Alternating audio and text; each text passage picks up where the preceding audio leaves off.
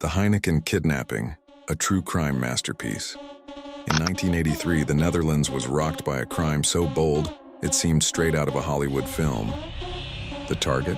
Freddie Heineken, billionaire CEO of the world-famous Heineken beer company, one of the most influential businessmen in Europe. The masterminds? Willem Holleder and Cor van Hout, two ambitious Dutch criminals with a plan so daring it would go down in history. For months, the Gang of Five, Holleder, Van Hout, Jan Burlaard, Frans Meyer, and Martin Aerkamps, meticulously planned the operation. They tracked Heineken's daily routines, observed his security, and built hidden cells in a warehouse in Amsterdam, complete with handcuffs bolted to the walls. On November 9, 1983, the plan was set in motion.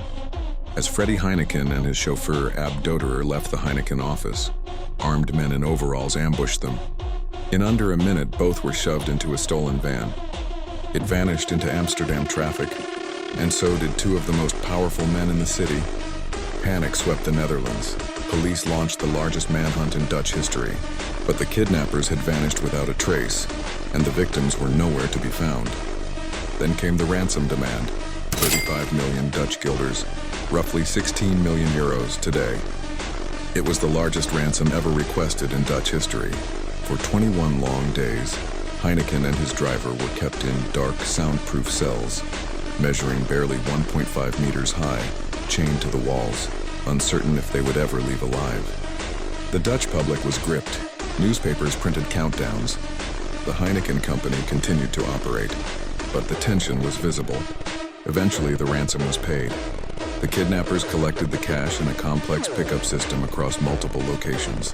But just days later, the police found the hiding place. In a dramatic warehouse raid, both hostages were rescued alive. Bruised, shaken, but free. The gang split up, some fled the country. Others went underground, but justice came slowly and relentlessly.